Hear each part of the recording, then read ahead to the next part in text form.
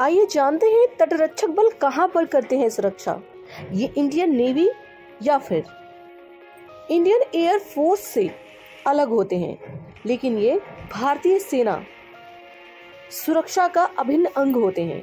आइए जानते हैं आज के दिन कि भारतीय तटरक्षक दिवस यानी कि इंडियन कोस्ट गार्ड सर्विस कहां पर अपनी सेवाएं देते हैं और इंडियन कोस्ट डे क्यों और कब से मनाया गया।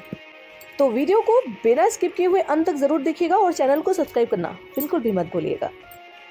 7500 किलोमीटर भारत में समुद्री सीमा की सुरक्षा करना, बचाव और राहत कार्य करना और वहां पर नियमों का पालन कराना इतना आसान काम नहीं है, लेकिन फिर भी इंडियन कोस्ट गार्ड यानी कि आईसीजी, जो कि भारतीय सेना की एक टुकड़ी ही है जो सुरक्षा के तौर पर तट की रक्षा करती हैं।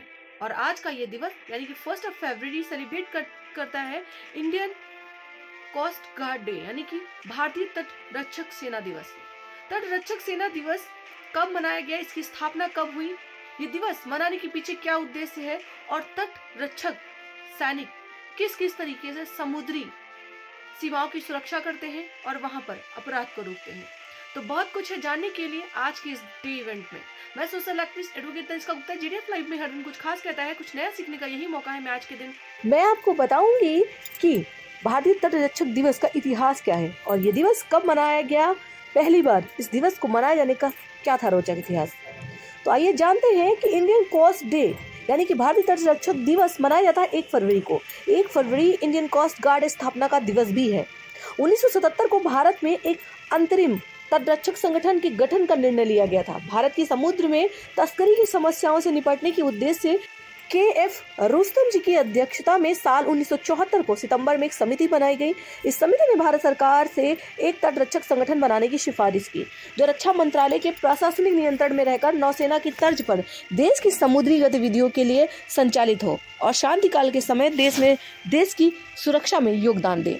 के.एफ. रुस्तम जी की अध्यक्षता वाली समिति की सिफारिश के आधार पर 25 अगस्त 1976 को भारत की समुद्री क्षेत्र अधिनियम पारित किया गया। इस अधिनियम के दावे के बाद भारतीय मंत्रिमंडल ने 1 फरवरी 1977 को भारतीय अंतरिम तटरक्षक बल को संगठित करने का निर्णय लिया और 18 अगस्त 1978 को भारतीय संघ के एक स्वतंत्र बल सेना के रूप में तटरक्षक अधिनियम 1978 के तहत भारत की संसद द्वारा औपचारिक तौर पर भारतीय तटरक्षक बल का गठन किया गया। भारतीय तटरक्षक बल की स्थापना गैर सैन्य समुद्री सेवाओं को प्रदान करने के लिए भारत तटरक्षक सेवा की शुरुआत की गई। आइए जानते हैं इस दिवस का महत्व क्या है और ये सैनिक कहां पर अपनी सेवाएं प्रदान करते हैं। दोस्तों, अगर आपको ये जानकारी पसंद आ रही है तो इस वीडियो को अंत तक जरूर देखिएगा और इस वीडियो को शेयर करना बिल्कुल भी मत भूलिएगा। चैनल को सब्सक्राइब जरूर कर लीजिएगा, जिससे आपको हर डे इवेंट के स्पेशल वीडियो, उसके पीछे का इतिहास और उसको मनाने का उद्देश्य क्या है और किन लोगों ने इस दिवस को मनाने की रोचक शुरुआत की थी, तो ये सब कुछ जानने के लिए आप इस वीडियो में अंत तक जरूर बने रहें। भारतीय तटरक्षक बल समुद्री समुदाय के हित में कई सेवाएं प्रदान करते हैं। इंडियन कोस्ट गार्ड का मुख्य उद्देश्य है भारतीय समुद्री अधिनियमों का पालन करवाना।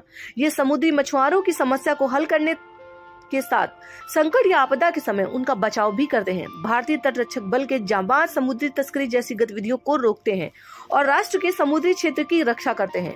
अपने क्षेत्र में समुद्री मार्गों के माध्यम से तस्करी की रोकथाम करना भारतीय तटरक्षक बल के प्राथमिक कर्तव्यों में से एक है, क्योंकि समुद्री मार्ग से बहुत सारे अवैध कार्य होने लगते हैं और उन अवैध कार्यों पर शिकंजा कसना इन सेवकों का, या यूं कह सकते हैं इंडियन कोस्ट गार्ड का सबसे पहला प्राथमिक उद्देश्य होता है।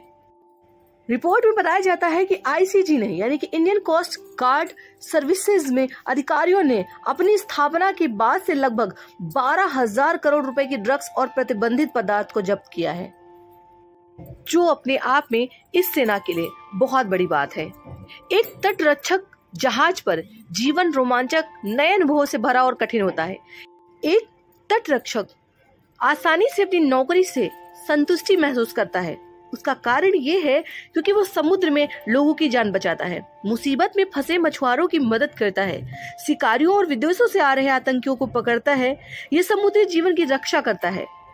20,000 से ज्यादा सक्रिय कर्मियों के साथ चल रहे मिशन में 157 से ज्यादा जहाज और 62 से ज्यादा विमान शामिल होते हैं। समुद्र में हर दिन संभावनाओं से भरा हुआ होता है और हर मिशन अपने अपने अलग अलग तरीकों से पूर्ण किया जाता है। भारतीय तटरक्षक बल भारतीय नौसेना, सीमा शुल्क विभाग और यहाँ तक कि राज्य पुलिस और सामान्य पुलिस के साथ काम करता है। इसका ध्येय वाक्य जो है वो अपने आप में बहुत ही बड़ा रोचक है। इसका ध्येय वाक्य है वयम रक्षा, यानी कि हम रक्षा करते हैं।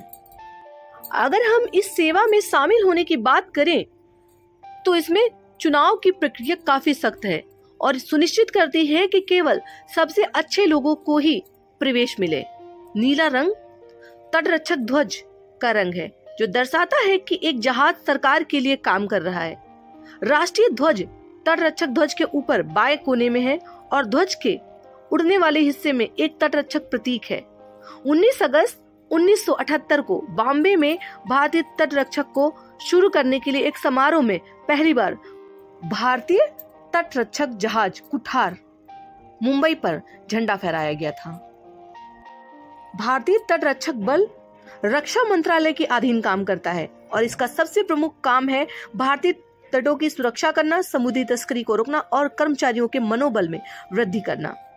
वयम रक्षाम, हम रक्षा करते हैं, इस आदर्श वाक्य के साथ ये भारतीय तटरक्षक सैनिक समुद्री क्षेत्रों की सेवा करते हैं, सुरक्षा करते हैं और उनकी देखभाल करते हैं।